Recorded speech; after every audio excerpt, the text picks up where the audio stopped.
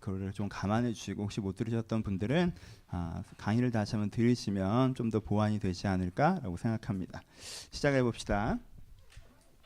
지향은 중심을 잡아줍니다. 다시요. 우리가 지향하는 것이 우리의 중심을 잡아줍니다. 저는 내가 어떤 아버지여야 된다는 지향이 굉장히 선명한 편입니다. 내 아이에게 이런 아버지이고 싶다. 그래서 그 지향이 선명하면요. 때로 피곤할 때가 있고 때로 화가 날 때가 있고 때로 좀 내가 섭섭한 때가 있다 할지라도 내가 원래 하고자 했던 그 모습으로 아이에게 반응해낼 수가 있어요. 근데 내가 그 지향을 잊고 있으면요. 조금 섭섭하다고 해서 나도 되게 아이에게 서운한 티를 내던가 피곤하면 피곤한 티를 내든가 짜증나면 짜증나는 식으로 대응할 수 있기가 좀 쉬워지는 것 같아요. 그래서 내가 뭘 지향하고 있는가가 지금 나의 중심을 좀 잡아줍니다. 또 직장에서도 마찬가지겠죠. 내가 이 직장 생활을 통하여서 무엇을 이루고 싶다, 무엇을 얻고 싶다, 무엇을 배우고 싶다가 선명하면 지금 불편하고 힘들고 짜증나는 부분이 있다 할지라도 그것을 좀 넘어서 내가 원래 하고자 했던 걸 좀 할 수 있는 것 같아요. 근데 그게 선명하지 않으면 내가 여기서 왜 이러고 있는지 모르는 지점이 되면 작은 것에 화도 나고 피곤해지기도 하고 귀찮아지기도 하고 그런 것들이 더 강하게 우리한테 다가온다는 거예요. 그렇죠? 그러면은 오늘은 직장 얘기를 할 것도 아니고 뭐 오늘은 관계 얘기를 할 것도 아니고 오늘은 신앙 얘기를 할 건데 그럼 신앙도 마찬가지인 부분이 있지 않겠습니까? 여러분들이 신앙생활을 해가는 것의 지향점은 어디입니까? 오늘도 주일을 예배에 오셨고 내가 성경 공부도 하고 있고 교회 생활도 하고 있고 개인적인 기도와 어떤 신앙생활이라는 걸 하고 있는데 내가 하고 있는 신앙생활의 지향점은 어디입니까? 무엇을 바라보셔서 지금 이것들을 하고 계십니까? 어떤 사람은 신앙적인 지향이 내적 평화에 있는 사람도 있습니다. 그래서 이 신앙생활을 통해서 결국은 내가 내면의 평화를 획득할 것이다 라는 지향을 바라보시는 분도 계십니다. 그러면 평화가 사라지면 내가 잘못하고 있다고 생각될 것이고 마음이 좀 편하면 이제는 되었다라고 생각이 좀 되지 않을까요? 어떤 부분들은 환경의 개선을 지향점으로 삼는 분들도 있습니다. 내가 꼭 뭐 기적이 일어나길 바라는 건 아니지만 내가 원하고 추구하는 삶을 살아가게 한다 이 신앙이라는 지점을 바라보고 있으면 내 생활의 만족도가 높아지면 뭐 거기서 자족하게 될 것이고 내 생활의 만족도가 떨어지면 뭔가 잘못되고 있다고 생각할 거예요. 그렇죠? 그러니까 지향점이 뭘 만든다는 거예요? 중심을 만든다는 거예요. 어떤 사람은 인격적인 성숙이 지향이신 분들도 있겠어요. 그래서 내가 좀 성숙하고 있고 성장하고 있는 것 같으면 만족도가 올라가고 내가 그렇지 않은 것 같으면 내가 좀 잘못하고 있나 생각하는 부분들이 생길 수도 있을 것 같아요. 뭐 셋 다 신앙적인 지향에 포함되어 있습니다. 셋 다 신앙적인 지향이라고 부를 수도 있는 지점이에요. 근데 성경적 용어 이 세 가지를 어느 정도 포함하고 있지만 조금 더 독특한 용어가 되어 있는 성경적 용어에서 아브라함의 패턴에서는 신앙의 지향을 어디로 두냐면 경외하는 사람이라는 개념을 가져옵니다. 그렇죠? 강의를 들으신 분들은 말씀을 많이 했었죠. 경외하는 사람이 신앙의 성숙, 신앙이 지향하는 바라고 얘기해요. 저렇게 돼야 된다라고 할 때 어떻게 돼야 된다고 할 때 하나님을 경외하는 사람이 돼야 된다라고 표현하는 부분들이 있습니다. 오늘은 이 단어를 갖고 해봅시다. 단어가 좀 우리한테 낯설지만 느낌을 좀 바꿔볼까요? 경외감 느껴보신 적 있어요? 경외감이란 감정을 느껴보신 적 있으십니까? 경외감이란 감정 예전에 중앙아시아에 간 적이 있었어요. 거기는 밤이 정말 칠흑 같잖아요. 그래서 정말 칠흑 같은 밤에서 거긴 또 평야지대니까 하늘 가득한 하늘이란 표현이 어떨지 모르겠지만 정말 하늘 가득한 하늘을 바라보는데 별들 선명하게 보입니다. 그렇게 딱 하늘을 보면서 처음 자연을 보면서 그런 감정을 저는 느꼈던 것 같아요. 내가 진짜 우주 속에 서 있구나라는 느낌이 들었어요. 그렇잖아요. 지구에 천정이 있어서 바깥이 안 보이는 게 아니잖아요. 지구에서 우주가 보이는 거잖아요. 정말 수많은 별들이 한꺼번에 보이니까 내가 우주 속에 서 있는 거고 여기가 정말 무한한 공간이구나라고 느껴질 때가 있었습니다. 그럼 어떤 감정이 느껴요? 위대한 자연을 봤을 때 사람들은 그 위대함과 아름다움과 광대함을 볼 때 경외감을 느낍니다. 그렇죠? 그럼 뭐 조금 이쁜 걸 봤을 때 강아지를 보면서 이쁘다라는 거랑 되게 다른 감정이에요. 경외감을 느껴요. 그 경외감 앞에서 내가 굉장히 그 자연 경외감을 주는 자연 앞에서 내가 굉장히 작은 존재라는 게 느껴지죠. 그럼 그게 열등감이나 뭐 이런 거예요? 아니죠. 오히려 내가 더 성숙하고 깊어지는 것 같은데 느낌은 더 작은 존재라는 느낌으로 나한테 다가올 때가 있다는 그런 게 경외감이에요. 경외감은 자연에서도 느껴볼 수 있지만 또 사람에게도 느끼기도 합니다. 굉장히 위대한 사람을 만났을 때, 뭐 테레사를 우리가 직접 볼 일은 없지만, 만델라를 직접 볼 일은 없지만, 이 사람이 알려지지 않아서 그렇지 그런 삶을 살아가고 있구나라는 걸 보여주는 어떤 사람을 만났을 때 그 앞에서 정말 이분은 정말 대단하신 어떻게 이런 삶을 이렇게 느꼈을 때 내 안에 느껴지는 감정, 이 경외감이에요. 내가 이렇게 사는 게 되게 내 딴에는 되게 잘 살았다고 생각했는데 내가 좀 잘못 살았구나라는 감정도 포함되어 있고요. 나도 저렇게 살고 싶다라는 열정도 좀 더 포함되어 있고요. 그 사람을 만나기 전까지는 내가 이 정도면 잘 살고 있다고 생각했고 세상은 이런 거라고 생각했는데 그 사람 만나면서 내가 뭔가 새롭게 느껴지는 그런 감정, 그런 걸 경외감이라고 합니다. 그렇죠?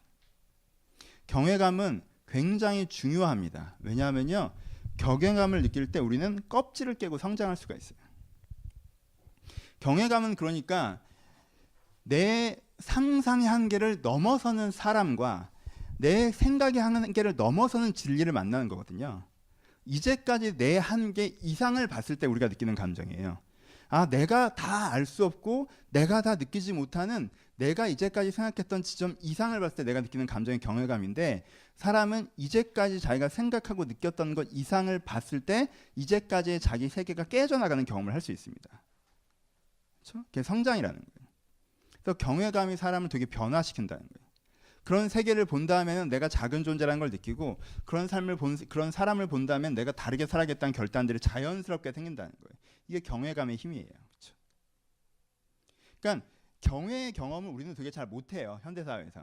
주로 어떤 경험을 합니까? 사람을 보면서 쟤는 왜 저래? 약간 이런 경험을 많이 해요. 쟤는 왜 저래? 약간 이런 경험을 많이 해요. 그리고 사회를 보면서도 여기는 왜 이래? 이런 경험을 많이 해요. 내 한계를 넘어서는 게 아니라 내 생각만 못한 걸 많이 본단 말이에요. 내 생각만 못한 걸 많이 보다 보면 사람 마음에 뭐가 생기겠어요? 자만심이 생기죠. 그렇죠? 그래도 나는 괜찮은 것 같고 나는 잘난 것 같고 나는 대단한 것 같고, 그래서 경외감을 경험해보지 못하는 사람은요, 자기가 되게 대단하다고 생각하지만 속으로 공허함이 있고요. 경외함을 많이 경험한 사람은요, 자기가 되게 별거 아니라고 생각하지만 속이 꽉 차 있어요. 이 차이를 만들어냅니다. 오케이. 경외감이 뭔지는 알겠죠? 하나님에 대해서 경외감을 느끼는 지점. 이게 진정한 의미에서의 신앙이라고 얘기하는 거예요. 하나님에 대해서 경외감을 느끼는 지점. 하나님이 내가 생각하는 것보다 너무 크고 너무 위대하고 너무 선하다는 걸 내가 느끼는 거예요. 이제까지는 내 환경 속에서 하나님 이건 어떻게 해요? 이건 이렇게 해요? 이건 저렇게 해요? 내 패러다임 속에서만 하나님을 만났기 때문에 하나님이 그렇게 대단한 분인지 몰랐다가 하나님이 진짜 높구나, 하나님이 위대하구나, 하나님이 진리구나 라는 게 진짜 딱 느껴졌을 때 내가 깊던 하나님의 지혜와 지식의 부여함에 그의 판단 측량치 못할 것이며 저걸 내가 이렇게 다 헤아려 볼 수 있는 수준이 아닌 거구나 라고 딱 느껴지는 지점, 이게 하나님 앞에 느끼는 경외감이에요. 이게 이 사람을 바꿉니다. 그렇죠? 그리고 하나님이 정말 나를 사랑하시는구나, 하나님께서 정말 인류를 사랑하시는구나, 하나님께서 그 인류 역사에서 그 많은 실패에도 불구하고 한 번도 포기하지 않으시고 사람들을 아끼고 돌보고 여기까지 오셨으며 앞으로도 그렇게 가실 거구나 라고 그의 삶, 그의 마음을 느낄 때 우리가 내가 잘못 살아왔구나, 저렇게 살아야 되는 거구나 라고 느껴지는 그 지점이 뭐예요? 경외감이에요. 그러니까 하나님에 대해서 경외감을 느끼지 못하면 아직까지 하나님을 하나님으로 깊이 알지는 못한 걸 수도 있다라는 거예요. 하나님을 하나님으로 진짜 알면 우리가 그때 느껴지는 감정은 경외심이라는 거예요. 그 앞에서 내가 작은 존재라는 것들을 느끼고요. 그 앞에서 내 삶이 변화되었다는 결단들이 굉장히 자연스럽게 흘러나온다는 거예요. 하나님을 본 사람들의 변화라고 얘기하는 거예요, 이게. 그렇죠? 경외. 그럼 경외가 어떻게 적용되죠? 이미 말했지만 좀 이렇게 단락화해 봅시다. 첫 번째는 어떻게 되겠어요? 경외를 아는 사람은 어떻게 되겠습니까? 하나님께 배우고자 합니다. 그렇죠? 함께 배우고자 해요. 뭔가 내 생각과 다르고 내 판단과 다른 일이 벌어져도 내 생각과 맞지 않고 내 생각이랑 틀린 일이 벌어져도 하나님 이건 어떻게 되는 건가요? 라고 하나님의 이야기를 듣고 싶어요. 뭔가 하나님의 생각을 알고 싶어요. 배우는 자세가 생겨요. 배운다고 하는 게 설명해봐 이런 게 아니라 하나님이 위고 내가 아래예요. 내가 잘 몰라요. 이 사람이 다 알아요. 그래서 이 사람이 설명해주면 내가 이해할 수 있을 것 같아요. 그런 태도로 어떻게 되는 거예요? 정말 내가 존경하는 스승에게 배우려고 하는 것보다 더 겸손한 태도로, 겸허한 태도로 배우고자 하는 마음이 생깁니다. 경외를 깨달은 사람은. 두 번째, 경외를 깨달은 사람은 어떻게 돼요? 하나님의 마음과 굉장히 깊이 동감되는 경험을 하게 됩니다. 그렇죠? 내가 그전에는 내가 하고 싶은 게 많았고 내 생각이 많았고 내게 많았는데 하나님의 그 마음을 느꼈더니 나도 되게 그러고 싶다라는 내 마음 자체가 되게 동감되는 경험을 많이 해요. 그래서 경외를 깨달은 사람은요, 세 번째, 그러니까 내가 이해되지 않고 내가 어렵고 내 이해관계와 충돌하고 내가 하고자 하지 않는 일을 할지라도 뭔가 하고자 하는 하나님을 따르는 마음이 생기게 돼요. 그렇죠? 이게 경외심입니다. 아브라함이 하고 있는 거죠. 이제야 네가 나를 경외하는 줄 알았다. 아브라함 입장에서 어떻습니까? 이게 이해가 돼요? 하나님이 왜 갑자기 인신제사를 드리라고 합니까? 하나님이 변질됐나? 하나님이 이상해졌잖아요. 왜 이삭을 제물로 바치라는 얘기를 해요? 한 번도 그런 적이 없으셨던 분이? 괜찮아요? 이게 이해가 되나요? 이해되지 않습니다. 내가 이걸 원하는 일이에요? 아니요. 세상에 내가 원하지 않는 마지막 일이 이 일일 거예요. 그렇죠? 아니, 원하지 않는다는 표현도 말도 안 돼요. 이건 상상도 할 수 없는 일이에요. 그렇죠? 내 아이를 내가 죽여요? 얼마나 아끼는 아이인데? 내 이해관계에 맞습니까? 안 맞죠? 내 평생 소명이 뭐였어요? 이삭을 통해서 세상을 바꾸는 거였어요. 근데 그 사람이 죽는다고요? 내 이해관계가 다 무너지는 거잖아요. 그렇죠? 내가 원하지도 않고 이해되지도 않고 나한테 해로운 일, 그리고 그 3일간의 여정이 얼마나 고단했겠습니까? 안 그래요? 내가 세상에서 가장 이해되지 않고 하기 싫고 나한테 해로운 일을 내가 하려고 하는 그 여정이 얼마나 고단했겠어요. 그 힘든 과정을 하는. 아브라함은 이게 다 어려웠을 거예요. 근데 아브라함 이것들을 합니다. 왜? 하나님을 경외하기 때문에. 여러분 잘 생각하세요. 하나님을 경외하면, 그러면은 하나님은 경외하면 하나님이고 넌 인간이니까 가서 아들 죽이라면 죽이고 폭탄 터트리면 터트리고 가서 절에 가서 뭐 무너져서 기도하라고 그러면 기도하고 그거 다 하는 거야. 시키면 시킨 대로 해. 이걸 얘기하는 거예요? 아니죠.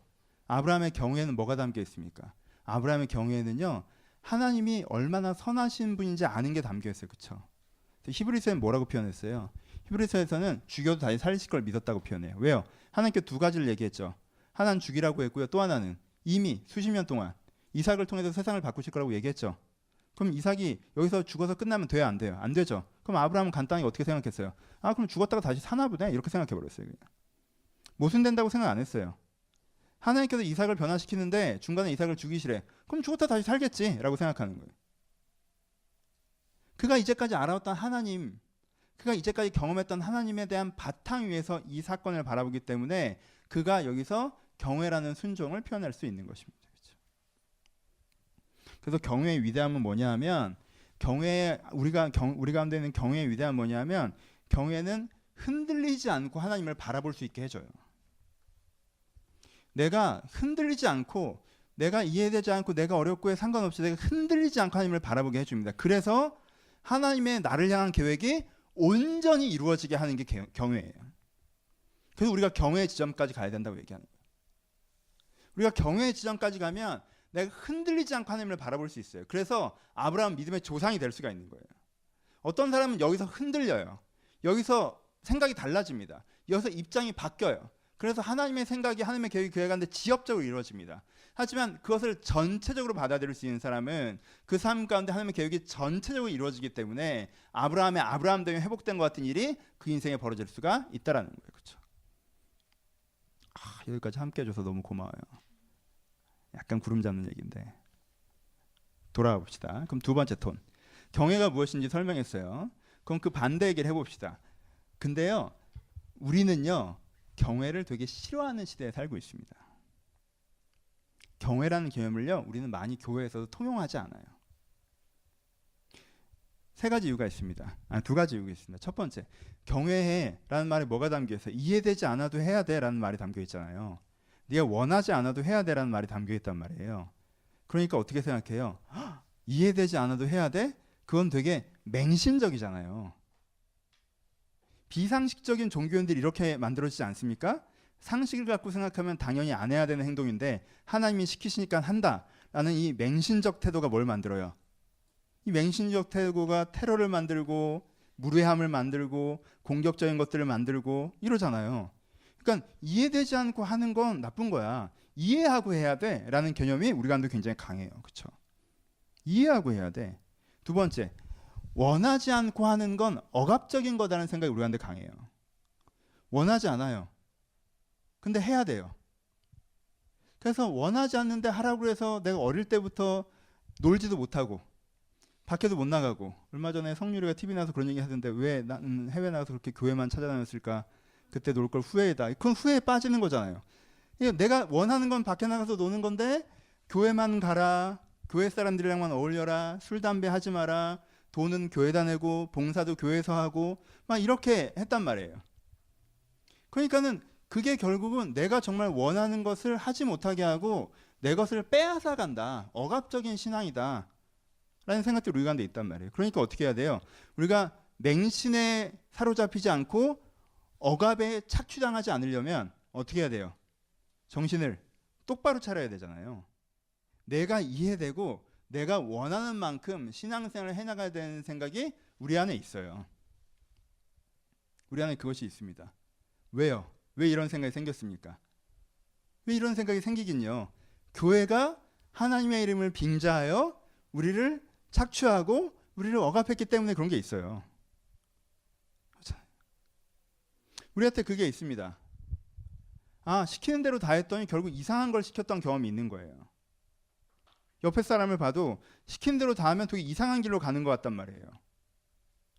그리고 저렇게 하는 걸 봤더니 시키는 대로 다 했더니 되게 원하지 않아도 시키는 걸 그냥 했더니 억압적인 삶을 살게 되는 걸 봤단 말이에요. 그래서 그렇게 살아간 믿음의 선배들을 볼 때 저 사람은 정말 자기 돈도 시간도 다 교회에 빼앗기고 그렇다고 인격이 성숙한 것도 아니고 삶이 갱신된 것도 아니고 갖고 있는 거라고는 돈도 별로 없는 상태에서 교회에서 주는 그 되게 사실 아무것도 아닌 약간의 명예, 뭐 권사님, 집사님 해주고 우리 인지도 있고 뭐 이런 식의 명예, 그걸 붙잡고 살아가는 것처럼 보여지는 걸 보니까 내가 정신 똑바로 차리지 않으면 저렇게 되겠구나라는 긴장감이 생기면서 어떻게 되는 거예요?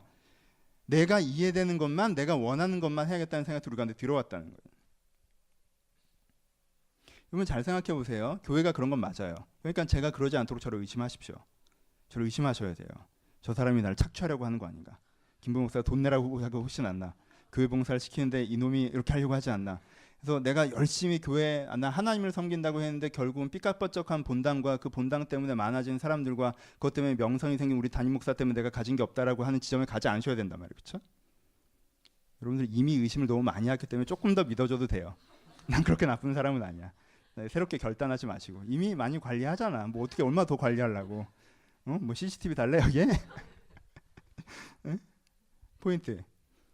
그건 의심하셔야 돼요. 근데 여러분 이 논리에 뭐가 있는지 아시죠?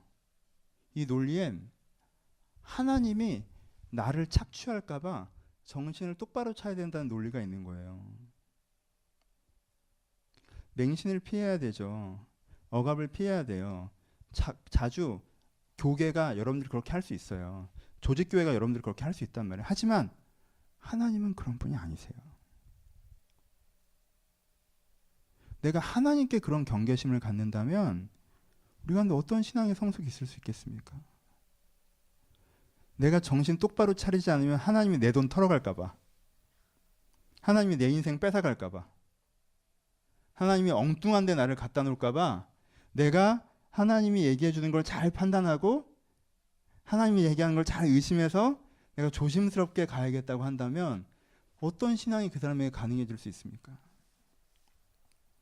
근데 우리는 때로 이 교회에서 받은 상처 때문에 경외를 배제한 신앙을 만들고 있다는 거예요. 경외를 배제한 신앙. 이건 아까 얘기했던 하늘 얘기랑 비슷하게 얘기해 봅시다. 하늘이 펼쳐져 있어요. 그렇죠? 장엄한 하늘이 있습니다. 여러분 그 장엄한 하늘 아래 서서 내가 우주 속에 서 있다는 걸 느끼는 것과 그냥 내 공부방 창문에 저녁 때 창문 열어놨더니 거기에 건물 뒤편으로 그냥 밤하늘이 조금 보이는 것과 둘 다 하늘을 본 것이죠. 하지만 둘 다 하늘을 본 것입니까? 아니죠. 두 번째 사람은 아직 하늘을 본 것이 아니에요. 근데 두 번째 사람은 자기가 하늘을 봤다고 생각해요. 이걸 액자형 신앙이라고 합니다. 자기가 갖고 있는 관점 속에서 하나님을 이해하는 거예요. 자기가 갖고 있는 생각 속에서 하나님을 해석하는 거예요. 그렇죠? 우리가 이렇게 하나님을 접근할 때 우리가 성숙하고 성장하기가 되게 어려워지는 거예요. 경외를 배제한 신앙을 만들 때.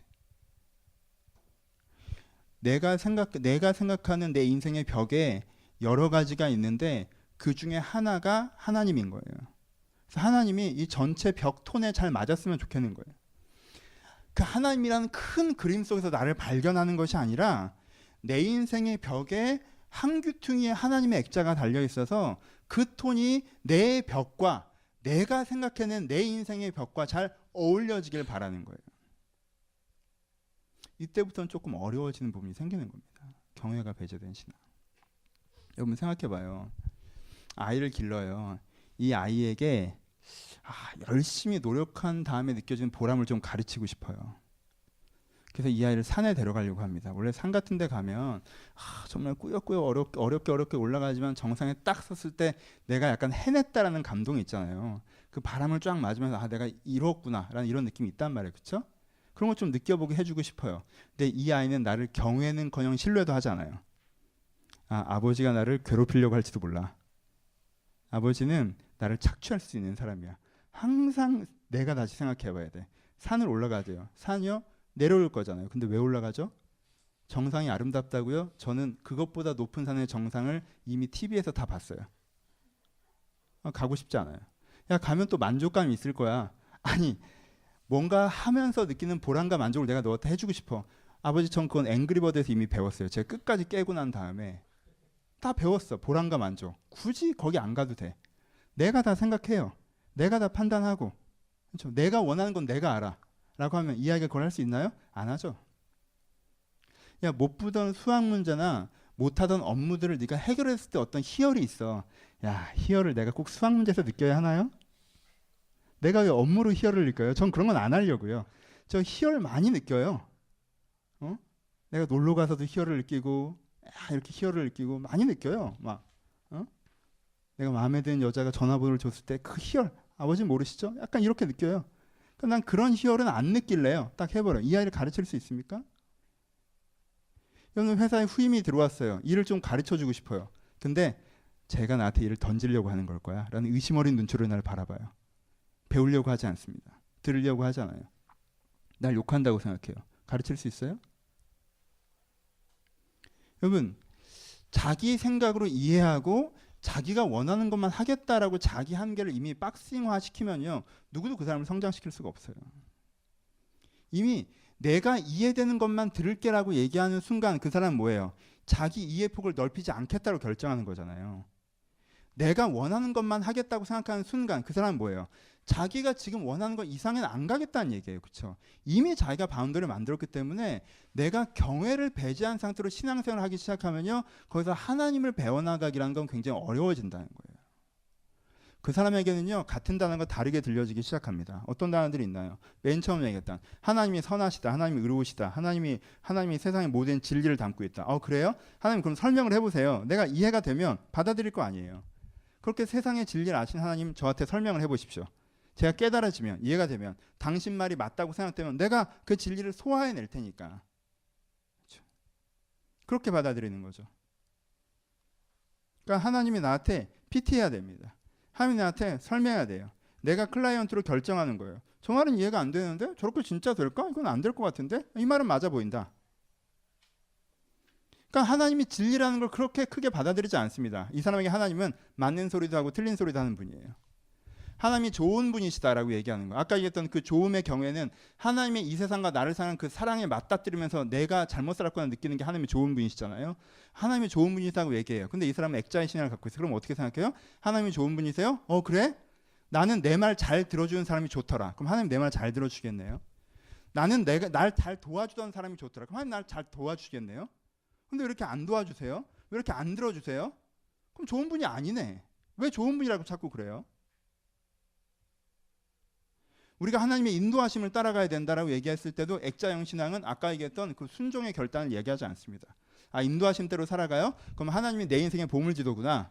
인도하시는 대로만 하면 잘 된다는 얘기죠. 오케이, 내가 인도하신 대로 가보겠습니다. 이번에 오른쪽으로 갈까요? 왼쪽으로 갈까요? 한 인도하신다며 이것도 안 가르쳐줘. 오른쪽 왼쪽도. 이 회사냐 저 회사냐 이 남자냐 저 남자도 안 가르쳐 주시는데 뭘 인도하신다는 거. 한편 나 인도 안 하시던데.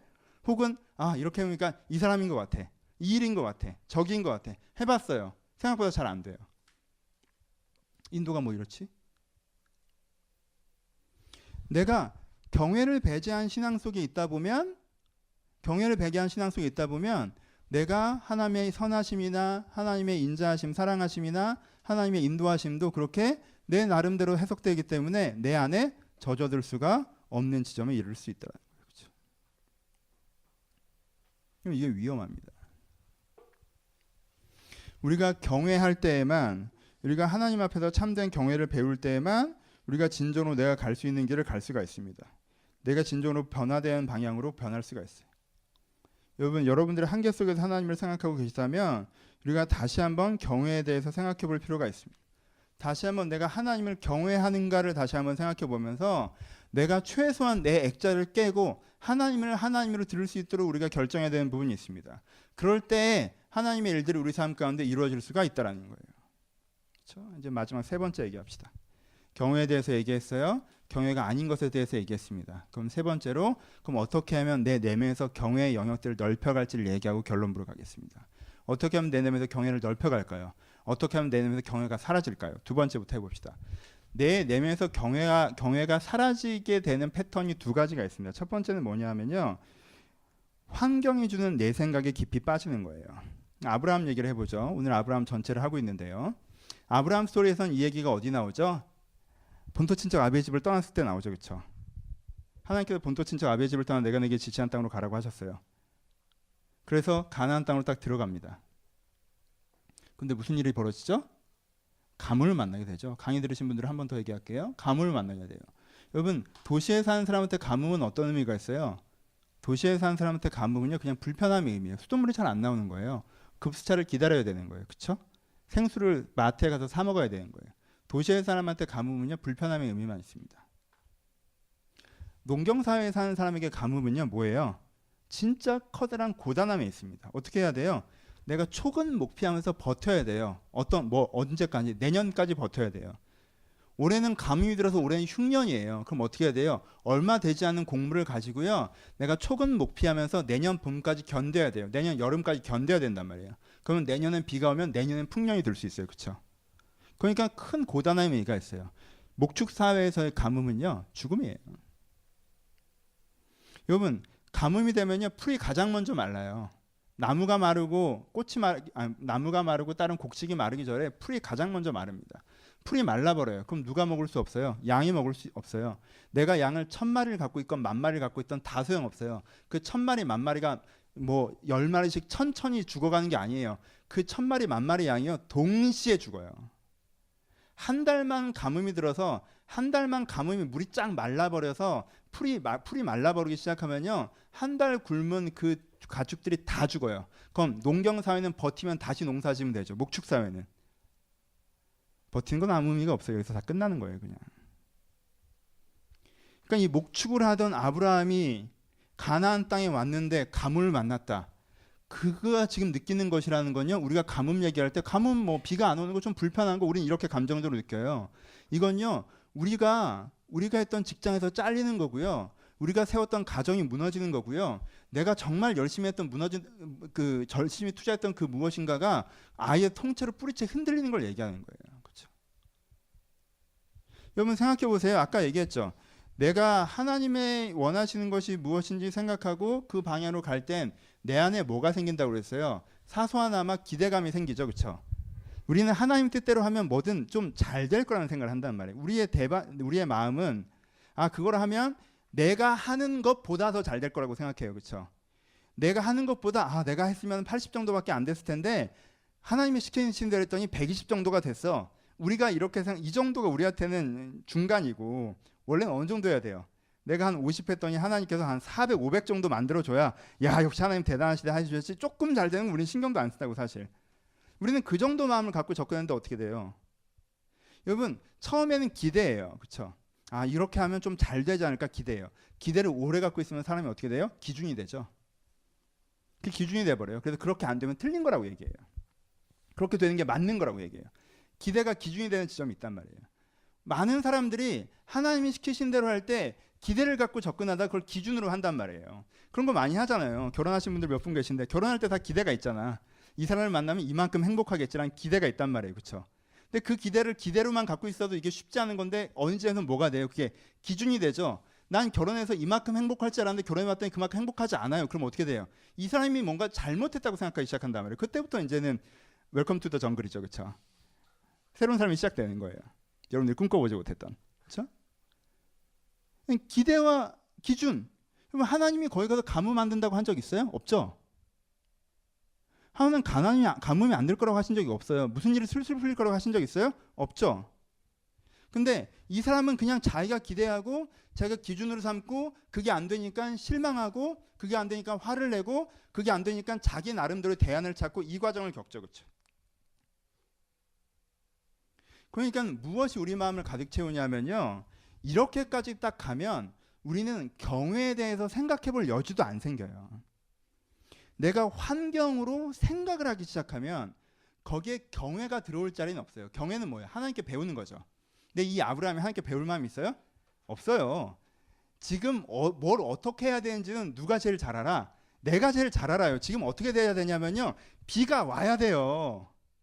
그걸 누가 몰라? 그건 다 아는 거야. 이걸 모르는 게 딱 하나 있어요. 누구예요? 하나님만 몰라요.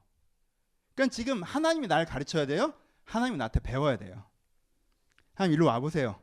앉아서 생각을 해보시란 말이야. 내가 가라는 대로 갔죠? 왔죠? 가뭄이 들었어요. 이거 누구 책임이야?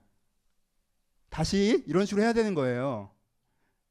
그렇죠? 지금 아브라함 마음은 무슨 마음이에요? 하나님 배우고자 하는 마음이 있어요? 없어요. 하나님 이 상황에서 내가 어떻게 해야 될까요? 물어볼 마음이 있어요? 없어요. 왜? 이미 난 다 알고 있으니까. 그럼 무엇을 알고 있어요? 환경을 알고 있는 거죠. 그렇죠? 우리가 환경으로 생각하기 시작하면요. 하나님께 물으려고 하지 않습니다. 아브라함이 물었다면 어떻게 했을까? 아브라함에게 하나님께서 이때는 경외의 사람이 아니었지만 이가 진짜 경외의 사람이어서 이가 환경 때문에 열받고 답답하고 자기 생각에 가득 찼지만 그래서 무릎을 딱 꿇고 하나님 이게 어떻게 해야 됩니까? 내가 물었다면 하나님께 뭐라고 하셨겠어요? 머무르라고 하셨겠죠. 그 다음엔 그러시거든요. 머무르라고 하셨겠죠. 머물러도 죽지 않을 거라고 하셨겠죠. 이 땅에서 네 소망이 이루어질 거라고 하셨겠죠. 그러니까 두려워하지 말고 견디라고 하셨겠죠. 네가 만약에 여기서 이집트로 내려가는 세상적인 방법을 취했다간 양떼 정도가 아니라 네가 가장 소중하게 생각하는 사라를 잃어버릴 수 있다라고 말씀하셨겠죠. 그렇죠? 근데 거기서 분노하고 거기서 자기 생각에 가득해서 자기 대안대로 행동했다가 양떼가 다 죽은들 그게 무슨 상관입니까? 지금 내 아내를 빼앗겼는데. 그렇죠? 더 큰 걸 잃어버릴 수 있는 상황에 도달하게 되는 게 아브라함의 전경입니다. 그러니까 첫 번째 뭐가 우리의 경외를 빼앗아요? 환경으로 말미암아 그 환경이 주는 생각에 가득해지는 게 우리의 경외를 빼앗아요. 두 번째는 하갈 장면입니다. 또 무엇이 우리의 경외를 빼앗습니까? 우리가 원함으로 말미암아 계획을 세울 때 우리의 경외를 빼앗습니다. 아브라함이 뭐 하고 싶었어요? 빨리 아들 얻고 싶었죠. 근데 사라를 보니까 답이 나와 안 나와? 답이 안 나오죠. 지금 몇 년째예요. 근데 내가 사라 말고는 대안이 없어요? 아니에요. 난 족장이에요. 지금 현대사회에서는 대안이 없지만 그땐 대안이 있잖아요. 심지어 누가 먼저 얘기해줬어? 땡큐하게. 사라가 먼저 얘기를 해줬어요. 이렇게 해보자. 그래서 어떻게 합니까? 여종을 데려다가 그와 동침하고 임신을 시킨 다음에 거기서 아이를 얻으려고 하죠. 이 아브라함이 이렇게 했을 때 아이를 진짜 얻긴 했어요. 하지만 이 아이가 약속의 아이예요? 아니죠. 이 사건을 보면 두 가지가 발생합니다. 첫 번째, 가족의 분란이 생기죠. 사라가 처음에는 하갈이 임신하더니 사라를 무시하고 사라가 열받아서 이 여자를 확대하고 이 여자가 도망가고 아브라함 가정이 그런 가정이 아니었는데 그냥 되게 삼류 가정처럼 딱 전락해요. 그렇죠? 그렇죠? 가정에 분란이 생겨요. 그리고 또 하나 아브라함이 나쁜 사람이 됩니다. 그럼 이 사람 나쁜 사람 아니에요? 자기 아들 얻겠다고 여종 마음대로 그 여종이 하갈 의전이 있었어요? 여종 데리고 자고 아이를 얻었어요. 그래서 자기는 부인이나 되는 줄 알고 좀 자기 부인 되는 줄 알고 까불었더니 갑자기 아니야 넌 종이야 주제 모르게 하고 학대를 시작하는데 임신한 여자가 광야로 도망가고 싶을 정도로 얘를 괴롭힌 거예요. 그렇죠? 근데 그래서 도망가는데도 자기 아이를 임신한 여자가 도망가는데 아브라함이 개입했어요? 도망가면 도망가나 보다 했죠. 그렇죠? 사람 무서워서 아무 말도 못했어요. 가만히 있었단 말이에요. 이 남자 좋은 남자예요? 나쁜 남자예요? 좋은 사람이에요? 나쁜 사람이에요? 나쁜 사람이 되죠. 자기 원함으로 자기가 계획을 세워서 그렇게 해나가면서 어떻게 된 거예요? 이 사람이 원래의 그 정체성을 잃어버려요. 재밌는 건 뭔지 알아요? 환경을 보고 생각하는 사람은요. 문제가 없는데 자꾸 문제가 많다고 얘기해요. 원함을 갖고 계획을 세우는 사람은요. 문제가 많은데 계속 문제가 없다고 얘기해요. 심지어는 아브라함은요. 자기가 지금 하나님의 일을 하고 있다고 생각했습니다. 하나님의 사명을 하나님의 약속한 걸 자기가 이루어내고 있다고 생각했어요. 그렇죠? 문제가 많은데도 문제가 없다고 생각해요. 여러분 이렇게 되면 이 아브라함의 두 번째 점에서 무슨 문제가 생깁니까? 저기선 하나님을 원망하죠. 여기선 하나님에게 무관심해집니다. 그렇죠? 하나님에게 무관심해져요. 하나님 개입하지 마세요. 내가 알아서 할게요. 제가 알아서 한다니까요. 하나님이 아들을 얻으라고 하셨잖아요. 그럼 방향성만 정해주셨으니까 과정은 제가 힘으로 할 수 있어요. 저 족장에 얼마든지 제가 할게요. 하나님을 배제시킵니다. 하나님을 배제시키기 때문에 그에게 뭐가 사라져요? 경외가 사라지는 거예요. 보세요. 언제 우리는 하나님과의 경외에서 멀어지느냐? 우리의 삶 가운데 내 내면에 여러분들 속에 여러분들 내면에 흘러다니는 게 내가 내 상황 때문에 생겨난 생각, 그게 하나님의 원망이든 다 포함해서 걱정이든 계획이 다 포함해서 내 상황 때문에 생겨난 생각, 그리고 내 원함 때문에 세워놓은 계획, 이 두 가지가 내 마음을 가득 채우면요, 거기에선 내가 하나님께 배우거나 하나님을 따르거나 하나님과 동행하려고 하는 여지가 생기질 않는다라는 거예요. 거기서 이미 대부분의 것들이 결정된 다음에 액자처럼 하나님 이건 해주셔야지 왜 이걸 안 해주시고 빨리 이렇게 해주세요 저렇게 해주세요라고 하나님한테 내가 배역을 던지게 된다는 거예요. 그냥 경외가 배제될 때 내가 그 두 가지가 내 안에 가득 차서 그냥 내 안에 내가 원하는 걸 계획하고 살아가고 그 계획하고 살아가는데 내 생각대로 안 되는 세상을 원망하고 답답해하고 이 두 가지가 내가 지금 하고 있는 생각과 감정의 99%가 되면요, 거기에 어떻게 하나님의 세미한 음성이 들리겠냐는 거예요. 그러니까 세 번째, 그러면 어떤 내면에 하나님의 경외가 사라지느냐 하면 시끄러운 내면에 하나님의 경외가 사라지는 거예요. 복잡한 내면에 하나님에 대한 경외가 사라집니다. 내 내면이 너무 시끄러워지고 내 내면이 너무 복잡해지면 상황해주는 생각과 원함해주는 계획으로 내 내면이 복잡해져 버리면 거기에 하나님을 경외하는 집중이 생길 수가 없게 되는 거예요. 여기서부터 걸어 나오셔야 됩니다. 그럼 다음, 그럼 우리는 어떻게 하면 내 안에 경외를 다시 한번 새롭게 할 수 있느냐? 여기가 제일 중요하겠죠, 그렇죠? 어떻게 하면 우리가 내 안에 경외를 새롭게 할 수 있습니까? 첫 번째는요, 어렵지 않아요. 여러분, 사람들은 하나님을 경외하셔야 됩니다라고 하면 아 그래요, 그래 11조도 돼야 되고 주일 예배도 드려야 되는데 경외까지 해야 되는구나, 뭐 어떻게 해야 되나, 경외는 어떻게 하는 거예요? 자꾸 이렇게 물어봐요. 여러분, 경외는 하나님을 진짜 잘 알아놨을 때 나타나는 반응이지 어떻게 해야 되는 건데 하고 따라할 수 있는 게 아니에요. 괜찮아요. 여러분, 감동하십시오 하면 그래 감동해야 돼요. 감동은 어떻게 하는 거야? 이렇지 않잖아요, 그렇죠? 감동 어떻게 해야 돼? 뭐 웃어야 되나? 울어야 돼? 언제 울어? 가르쳐줘, 울게. 우리가 그렇게 하지 않잖아요, 그렇죠? 감동은 반응이에요, 그렇죠? 경외도 반응이에요. 그러니까 신비 체험으로 경외심을 갖게 된다고 오해하시는 분들도 많아요. 뭔가 하나님을 직접 이렇게 보면 와, 하나님 진짜 크구나, 엄청 커, 뭐 이렇게.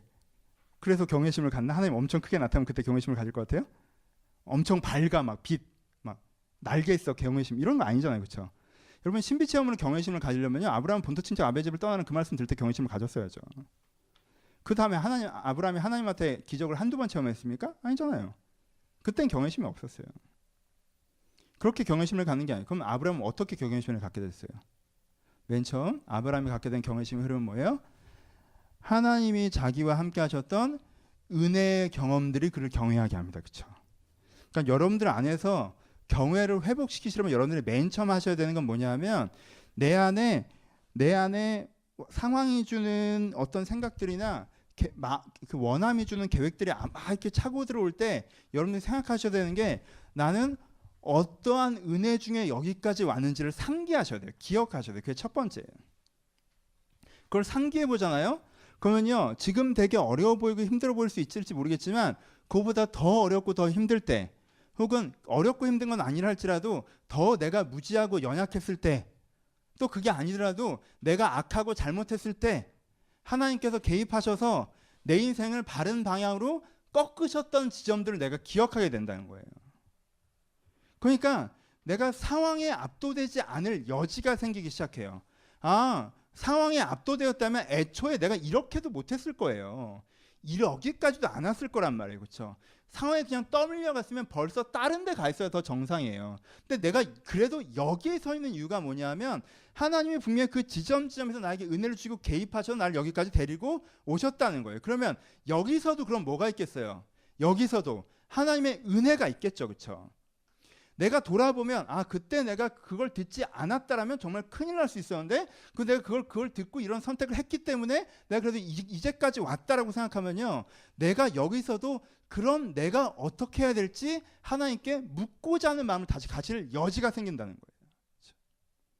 내가 상황이 주는 생각을 없앨 수 없어요. 내가 원함이 주는 계획을 없앨 수 없어요. 그럼 어떻게든 되겠지? 이거밖에 더 되겠습니까? 그 두 개를 없애봐야. 그게 아니란 말이에요. 그 생각들을 조금 더 밀어내고 뭘 만드는 거예요? 그러면 지금 하나님이 나에게 원하시는 것은 무엇인지 물어볼 수 있는 공간을 만들어야 되는데 그 공간은 어떻게 만들어져요? 내가 이제까지 받았던 은혜를 다시 한번 상기함으로 그 공간이 만들어진다는 거예요. 하나님이 인도하셨던 그 장면들을 기억하면서 그럼 지금 내가 받을 수 있는 인도가 무엇인지 알고 싶어지는 그 궁금증과 호기심과 묻고자 하는 마음, 그것이 하나님께서 다시 한번 내게 개입하실 수 있는 경외의 공간을 만든다는 거예요. 그렇죠? 두 번째, 이걸 기억하는 것들을 통하여서 사실은 같은 얘기지만 우리가 뭘 기억하게 되는 거예요? 뭘 기억하게 되는 거예요? 하나님은 내가 보이는 환경과 여건에도 불구하고 그럼에도 불구하고 어떠시다? 선하시다. 하나님은 능력 있으시다. 하나님은 나를 사랑하신다. 그래서 내 인생의 소망을 이루어 가실 것이다. 하나님은 이런 분이시다. 지금은 가뭄이 들어서 하나님이 안 그런 것처럼 느껴지고, 지금은 내 아들을 죽이라고 하니까 하나님이 미친 것처럼 보여지지만, 내가 이 상황에서는 하나님이 그렇게 보이지만 원래 하나님은 선하시고 능력 있으시며 나를 사랑하셔서 내 소망을 이루시는 그 하나님이 팩트라는 거, 그 하나님이 있다라는 것 자체를 내가 은혜를 기억하는 걸 통해서 누굴 기억하는 거예요? 하나님을 기억하는 거예요. 그렇게 되면 뭐가 생긴다고 그랬어요? 세 번째가 내가 이 현재를 하나님의 관점으로 다시 볼 수 있는 뭐가 생겨요? 조명이 생기는 거예요. 그 조명이 나를 다른 선택을 하게 하는 결단으로 인도하고, 그 결단이 내 인생을 적극적으로 바꿔나가는 거예요. 아브라함이 어떻게 했습니까? 아브라함도 말도 안 되는 위치에 서 있어요. 지금 이 상황에서 보면 하나님은 나쁜 분이에요. 하나님은 내 인생을 공격하고 있는 거예요. 하나님은 내 이해관계의 반대편에 서 있단 말이에요. 하나님은 내 입장을 전혀 배려하지 않고 계세요. 근데 아브라함은 그것을 하나님이 그렇게 명령했던 그 상황을 갖고 이런 결론에 서는 것이 아니라 그것들을 자기한테 이제까지 20년 동안 인도하셨던 그 하나님이 선하시고 사랑하신다는 걸 다시 한번 기억하면서 그 마음에 뭘 만들어요? 공간을 만들죠. 하나님께 묻고자 하는 공간. 그 공간에서 아브라함은 두 가지 응답을 얻습니다. 첫 번째는 뭐예요? 아까 얘기한 것이죠. 하나님이 이삭을 하나님의 사명으로 사용하신다고 하는 건 팩트다. 그러니까 설령 죽음이 온다고 해도 그건 과정이다. 두 번째, 하나님이 이삭을 죽였다가 살리시는 것, 하나님 이삭을 죽이시는 것, 이런 걸 원하실 리가 없다. 그럼 하나님께 지금 나에게 뭘 요구하고 계신 거냐? 하나님께 지금 나에게 예배를 요구하고 계신다. 어떤 예배? 이삭을 바치는 예배를 요구하세요. 의미가 뭐예요? 여러분, 아브라함이 이삭을 낳고 얼마나 좋았을까요? 자기 생명보다 귀했을 거예요. 어떤 아이예요, 이 아이가? 괜찮아요. 정말 정말 사랑했을 거예요. 근데 여러분, 분명히 해야 되는 건 뭐예요? 이 아이가 내 인생의 목적이 아니죠. 아브라함은 이삭을 위해서 사는 게 아니죠. 아브라함은 진리를 위해서 사는 거예요. 이삭도 그렇게 살게 만들어야 돼요. 그게 이삭도 아름답게 살고 아브라함도 아름답게 살고 하나님의 세상도 아름다워질 수 있는 기준이에요. 아브라함이 지나치게 이삭에게 몰입한다면, 이삭이 자기 인생의 목적인 것처럼 된다면, 원래 수단으로 주신 건데 그게 목적인 것처럼 된다면, 그러면 이삭에게도 해로운 것이고 아브라함에게도 해로운 것이고 하나님께도 해로우신 것이에요. 그럼 우리는 지금 이 10장에서 뭘 명확하게 해야 돼요? 내가 독자도 나에게 아끼지 않는다라는 걸 내가 알았다라고 얘기하신 그 고백처럼 아브라함이 하나님께서 나의 주인이시고 난 당신을 따르는 존재이며 이삭과 더불어 가겠습니다 고백이 필요하다는 거죠. 내 가운데 해석의 공간이 생기면, 내 가운데 경외의 공간이 생기면 그 가운데 뭐가 있다는 거예요? 조명이 있다라는 거예요. 아브라함이요, 난 하나님이 시키는 대로 해. 난 행동대장이야. 그냥 주인이 생각하고 행동하면 하는 거지. 누굴 죽이라고 하는지 난 몰라. 무슨 살인청부업처럼 가서 죽이라면 죽이는 거지. 내 아들이라도 난 죽여. 여러분 이걸 얘기하는 거예요? 아니에요. 하나님도 그런 분이 아니고 아브라함도 그런 사람이 아닙니다. 지금 거기에 그 은혜를 향한, 그 경을 향한 공간 속에 하나님의 조명하심들이 있는 것입니다. 그래서 아브라함이 이삭을 데려가면서 뭐라고 해요? 하나님께서 준비하셨을 것이라고 하는 거예요. 여호와 이레를 얘기하는 거예요. 하나님이 미친놈이라고 얘기하지 않고 널 죽이라고 한다고 얘기하지도 않고 이 불쌍한 것이라고 하지 않고 이삭을 데리고 올라가면서 여호와 이레, 하나님께서 준비하셨다고 얘기해요. 그리고 하나님의 준비하심을 만나고 이 장면의 의미를 깨닫고 그리고 하나님과 함께 이삭과 함께 돌아오고 그리고 그가 이 경외를 말미암아 믿음의 조상이 되는 겁니다. 그 사람에게 갖고 있었던 모든 계획이 그에게 온전히 이루어지는 것이. 결론부로 갑시다. 내가 어디서 하려다가 안 했는지 모르겠는데 성경 구절 하나 적어놨어요. 중간에 하려고 했던 건데 까먹었어요. 오전에 했던 것 같은데. 이사야가 아하스 왕에게 이런 얘기를 합니다. 굳게 믿지 않으면 굳게 서지 못하리라. 아라비아의 대군이 물려왔어요. 유다가 거기와 싸워야 합니다. 아하스는 완전히 겁먹었어요. 하나님께서 아하스에게 얘기하십니다. 그거는 불탄 부지깽이 같은 존재야. 절대 너희들을 어떻게 하지 못할 거야. 근데 아하스는 그 얘기가 안 들립니다. 그럴 거면 애초에 전쟁이 안 나겠어야지. 적군이 저렇게 안 많게 하던가. 왜 나를 향해서 달려오고 있는데 괜찮을 거라고 얘기하나. 아하스는 굳게 믿지 못했어요. 그래서 굳게 서지 못합니다. 이사야가 분명히 아하스에게 얘기했어요. 결론 첫 번째, 굳게 믿어야 굳게 설 수 있습니다.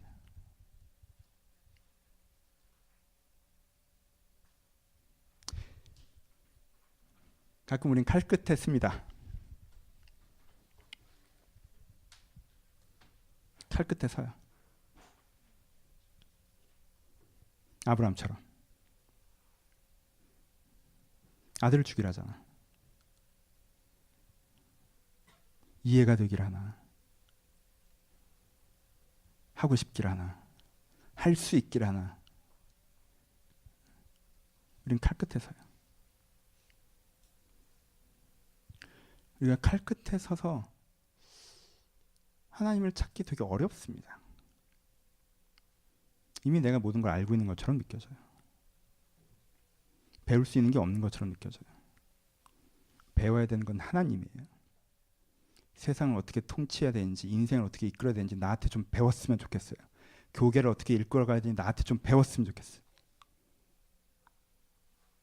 그런 마음이 들 때가 있어요. 그래서 내가 경외하기보다 그 상황에 준 이집트로 갈 수밖에 없잖아 라는 나만에 대한 그러면 내 힘으로 이렇게 하면 되지 않을까 라는 나만의 하갈로 상황에 대응하게 됩니다. 그러다 보면 우리는 우리가 애초에 원했던 것과 전혀 다른 곳에 가 있을 수 있습니다. 그러니까 여러분 칼 끝에 서 있을 것 같을 때라도 때때로 내 상황이 마치 하나님이 나에게 이삭을 죽이라고 얘기하는 것처럼 들려지는 그때라도 우리가 기억해야 되는 것은 하나님이 여전히 선하시다는 것입니다. 하나님이 여전히 능력 있는 분이라는 거예요. 하나님은 여전히 여러분들을 사랑하시고 하나님께는 여전히 여러분들을 향한 소망을 이루어 가실 거라는 거예요. 그래서 그 하나님 앞에서 내가 다시 한번 묻는 것입니다. 내가 그렇게 다시 한번 주님께 물을 수 있을 때, 내가 다시 한번 은혜의 공간을 주님께 줄 수 있을 때 함께 우리의 삶 가운데 오셔서 변화시키실 수 있습니다. 진짜 말씀을 마칩시다. 오늘 설교 너무 어려웠어요. 나는 준비하는 것도 어렵고 하는 것도 너무 어려웠어요. 왜냐하면 난 이 수준이 아니라 그래요. 내가 경외의 사람이어야, 여러분 경외의 사람 얼마나 좋은지 아십니까? 이렇게 설교하는데 여러분들은 지금 젊고 아직 수준이 영적으로 높지 않은 목사에게 경외에 대한 이론을 들으신 거예요. 만약 이 창세기의 순서에 여기 있지 않았다면 전 이 부분을 설교하지도 않을 거예요. 왜요? 내가 그러할지인데 니들 중에 누가 감히 괜찮아요. 여러분들 무슨 경외야. 부르심이나 받아요. 이런 마음이 나한테 있기 때문에 이 본문을 택하지 않았을 거예요. 무슨 경외야. 아브라함도 20년을 해서 경외까지 갔는데. 그렇잖아요? 여러분 부르심 받고 그 다음에 믿음 갖고 창조의 고백, 마음의 할례를 받고 그 다음에 경외의 신앙으로 가는 거예요. 이 수준, 신앙의 수준이라는 게 경외라고 하는 건 정말 높은 수준이에요. 그렇죠? 저도 그 수준이 아니에요. 저는요, 전 믿음에서 창조를 왔다 갔다 하는 사람이에요. 내가 보이지 않지만 하나님께서 이루어 가신다는 걸 내가 믿고요. 그래서 삶의 기준들을 갱신해 가려고 하는데 어떤 거는 세속적인 기준들이 여전히 섞여 있는 그 정도의 수준에 있는 거예요. 난 2.5에서 2.8 정도 왔다 갔다 하는 거예요. 여러분들 이렇게 강의 들으신 분들 한번 보세요. 여러분들이 어딘지. 부르심은 있는데 믿음은 없으신지. 그래서 1.2, 1.5, 2.8 이렇게 있으신 분이 있고, 이제 겨우 믿음 조금 생기신 분도 있고, 부르셨는데 왜 불러라고 하시는 분들도 있고, 예? 다 있어요. 이렇게. 그러니까 차이시면 돼요. 여러분들이 지금 경외를 하려고 하지 마세요. 이 수준에 괜히 아셔서 여러분들 압도하지 마세요. 무거워하지 마세요. 근데 여러분 저는요, 경외의 신앙은 없어요. 경외의 인격은 없는데요, 경외의 장면이 있습니다. 전 경외했던 장면이 있어요. 내가 내 인생의 어느 장면에 내가 그 정도 수준이 안 되지만 이 환경을 보고 내가 생각하는 것은 내가 내 계획으로, 내가 원하는 걸로 내가 계획하는 것을 좀 더 밀어놓고, 그러면 하나님께서 원하시는 건 무엇인지 묻고, 그것을 내가 다 이해되지 않고 다 동감되지 않지만 하나님께서 그러라고 하시면 그렇게 하겠습니다라고 했던 장면이 있어요. 그 장면들이 저를 살렸어요.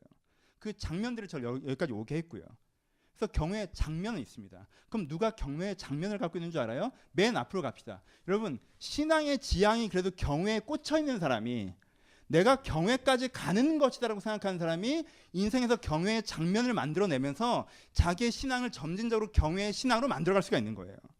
내가 신앙의 지향이 경외에 있지 않으면 우리는 액자의 신앙에 빠져 있습니다. 내 생각과 내 원함 속에 하나님을 가두는 신앙에서 벗어날 수가 없어요. 나보다 높으신 하나님을 경험할 수가 없어요. 내가 경외의 지향을 가져서 그 경외의 지향이 지금 나에게 그래도 중심이 될 때, 내가 그래도 하나님을 온전히 알아서 주님을 따르는 사람, 내가 하나님의 마음을 온전히 느껴서 내 마음에 변화되는 사람이 되고자 한다라는 지향을 가질 때, 때로 우리가 지금은 그렇지 않다 할지라도 경외의 장면을 만들어낼 수가 있습니다. 그러니까 우리 모두가 그런 수준은 아니지만 우리 그런 장면을 만들어냅시다. 하나님께서 우리를 보고 네가 나를 이제야 경외한 줄 알았다. 아브라함도 20년 만에 들은 얘기 우리가 어떻게 됐습니까? 지금 당장.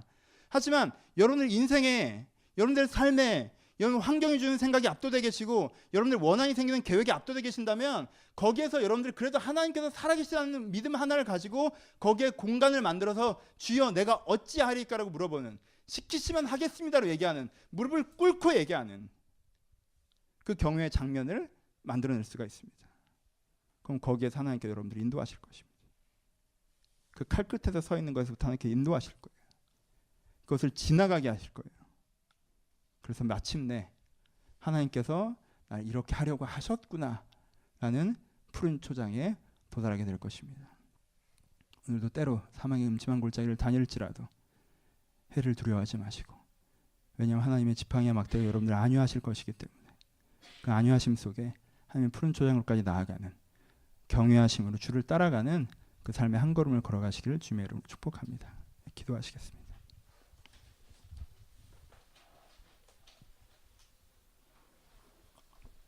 사람이 어떻게 계획 없이 살겠습니까? 세상을 살아가고 환경을 경험하는데 어떻게 생각이 안 들 수가 있겠습니까? 여러분 그걸 부정하거나 그걸 공격하려고 하는 시도는 절대 하지 마십시오. 여러분 안 좋은 상황이 되면 안 좋은 생각이 드는 건 당연한 거예요. 그건 문제가 없어요. 내가 원하는 게 있고 거기에 계획을 세우는 것도 당연한 거예요. 그것도 문제가 없어요. 문제는 그게 가득 차서 하나님께 물어볼 공간을 없앨 때를 조금은 문제라고 하는 거예요. 그러니까 그 생각들을 양쪽 옆으로 조금 미루시고 그 한 가운데 자그맣게라도 경외의 공간을 만듭시다. 하나님 그럼 제가 무엇을 하게, 지금 현실의 의미가 무엇입니까? 아들을 죽이라는 상황에서도 거기에 의미가 분명히 있었는데 왜 내 상황에 의미가 없겠습니까? 여러분들 그 의미의 공간을 찾아내셨으면 좋겠습니다. 우리 들으신 말씀 생각하면서 우리 자유롭게 5분 정도 10분 정도 함께 기도하기를 소원합니다. 기도하겠습니다. 우리 한 번만 통성으로 같이 기도하실 때 은혜를 구하셨으면 좋겠습니다. 하나님, 제가 상황으로 생각하면 길이 보이지 않을 때가 있고 내가 내 원함과 내 계획에 가득 차서 내가 하나님께 물을 마음도 생기지 않을 때가 있으나 내가 지금 하나님의 은혜를 구합니다. 하나님의 인도를 구합니다. 하나님 나에게 말씀하셔서 하나님께서 나에게 말씀하셔서 그 말씀을 내가 듣고 따라하기를 소원합니다. 내가 그것이 그 길이 안 좋아 보인다 할지라도 그 길이 불편해 보인다 할지라도 내가 그 길을 따라가겠사오니 나에게 말씀하셔서 마침내 나를 의롭게 인도하시는 그 길을 내가 걸어가게 하여 주옵소서. 지금 내가 주의 말씀과 은혜에서 멀었사오니 주여 내가 말씀과 내 안에 가까워지게 하여 주옵소서. 여러분들 이 기도를 갖고 떠나가겠지만 이 기도를 갖고 예배는 끝나겠지만 여러분들의 이 한 주간 주님의 은혜가 여러분들의 길을 좀 기대하시면서 우리 은혜를 구하는 기도로 간구하기를 소원합니다. 기도하겠습니다. 하나님 아버지, 이 각 사람에게 은혜를 주시기를 바랍니다. 이 각 사람이 주님께 은혜를 허락하시기를 소원합니다. 이 각 사람에게 은혜를 주셨으면 좋겠습니다. 하나님, 저희가 세상의 생각으로 다 생각하고 싶지 않습니다. 내가 내 원함으로 다 하고 싶지 않습니다. 아버지, 내가 정말 하나님을 따라가고 싶습니다. 근데 아직 내가 잘 모르겠습니다. 주님, 어디로 가야 될지 잘 모르겠습니다. 아버지, 정말 아이를 죽이라고 하면 아버지 그거 그 끝을 신뢰하며 아버지 주님 흉내라 내면서 가겠습니다. 아버지, 정말 내가 어디로 가야 될지 몰라서 그러합니다. 주여 나에게 가르쳐 주시옵소서. 그리고 내가 주님의 길을 걸어온 것이 맞는데 내가 지금 혼란하고 어려운 사람들이 있습니다. 내가 주님의 길을 걸어온 것이 맞는데 지금 어지럽고 혼란한 사람들이 있습니다. 아버지, 여기에서도 여전히 내가 걸음이 틀어지지 않게 하시고 여전히 내 마음이 틀어지지 않게 하시고 여전히 주님을 바라보며 걸어가는 사람들을 수 있도록 주님께 축복하여 주옵소서. 하나님, 각 사람에게 은혜를 허락하시는 주님의 은혜를 저희가 경험하기를 소원합니다. 아버지, 설교가 허공으로 흩어지지 않게 하시옵소서. 이 교회의 설교가 은혜의 설교가 되게 하여 주옵소서. 이 설교의 내용이 기억되는 것이 아니라 이들 가운데 은혜가 회복되기를 소원합니다. 아버지, 하나님을 찾지 않던 자들이 다시 하나님을 찾게 하시오며 하나님을 보지 못했던 자들이 다시 주님을 보게 하시오며 하나님을 찾고 주님을 보는 시간들을 통해서 이들 가운데 다른 세상으로 압도됐던 것들에서 걸어나와 하나님께서 주신 내 중심을 가지고 다시 한번 주 앞에 서서 내 분별을 있게 주 앞으로 걸어갈 수 있도록 주의 은혜를 하여 주옵소서. 하나님, 이들을 회복하시기를 소원합니다. 이들을 회복하시기를 소원하오니 아버지 은혜를 간대 회복하셔서 아버지 은혜를 간대 거져서 아버지 은혜를 다시 한번 세우러 주 앞에 걸어갈 수 있도록 은혜를 하여 주옵소서.